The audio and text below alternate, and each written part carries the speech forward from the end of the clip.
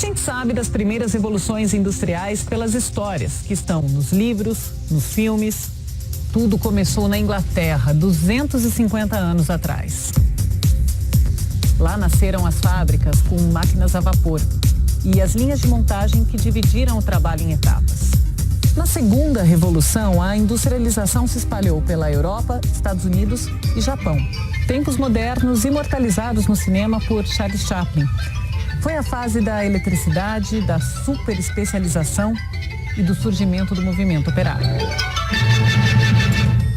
A terceira revolução foi depois da Segunda Guerra. Tem a ver com informatização, robótica, ou seja, com o uso do conhecimento científico na produção. Agora o mundo entra numa outra revolução, a quarta, também chamada de manufatura avançada. E dessa vez, a gente pode deixar de ser espectador e virar protagonista da transformação.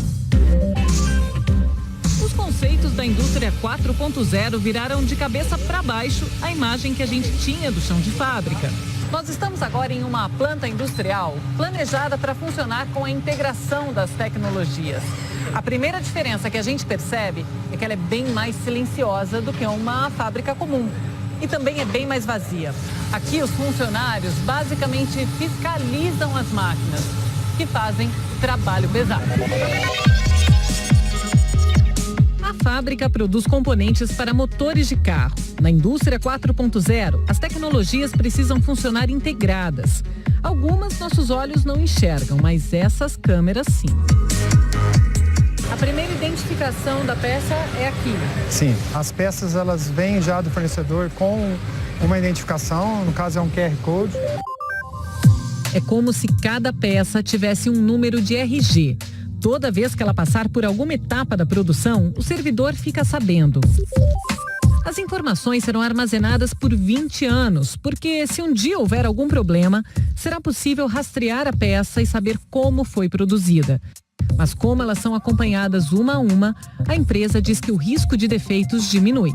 Se algo sai dentro dos ranges de controle, a própria máquina já entende que há uma falha, que há uma anomalia e ela vai nos avisar e vai separar essa peça. Se isso acontece em sequência, a máquina pode já tomar a decisão de parar ou de fazer alguma alteração, fazer alguma correção. Ou seja, ela toma decisões sozinha. Sim, ela é capaz de tomar algumas decisões sozinha. A falha também pode ser corrigida de longe. A fábrica, que fica em Poços de Caldas, Minas Gerais, é um braço de uma multinacional alemã. Um técnico lá na matriz pode ajustar as máquinas no Brasil.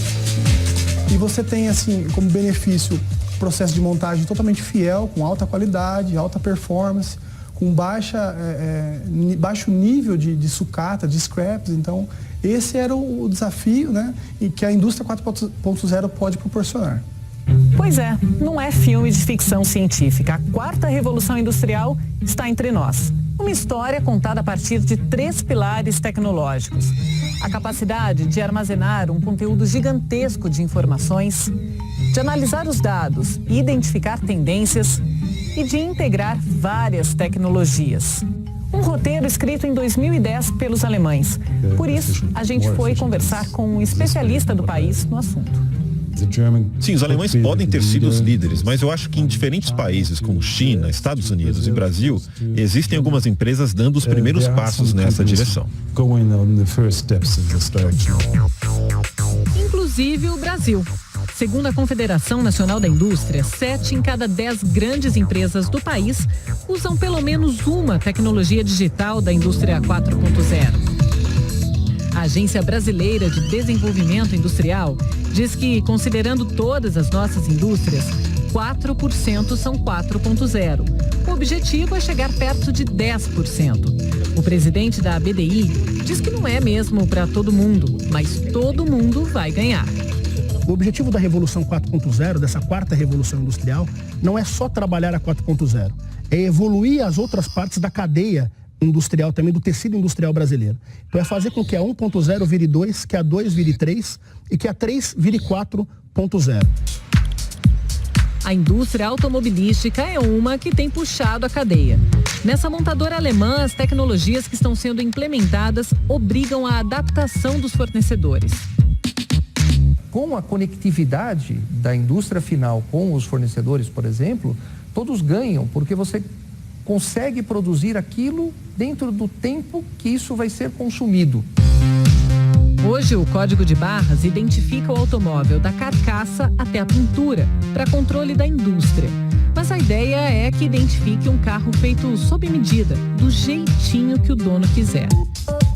Lá na frente, a produção sob demanda pode representar o fim de pátios congestionados com o estoque. De acordo com o diretor industrial de uma das maiores empresas de TI do mundo, a vida do consumidor vai mudar até nas pequenas coisas do dia a dia. Você tem algumas mudanças radicais aí, né? Não só você corre o risco de reduzir estoque, né? Mas como selecionar melhor que tipo de estoque eu preciso ter dentro da minha fábrica e que tipo de estoque eu tenho que vender para o meu consumidor que quer imprimir em 3D um determinado produto. Customização. Vender projeto em vez de produto. Mas para tudo isso dar certo, o Brasil ainda precisa avançar no básico: conectividade.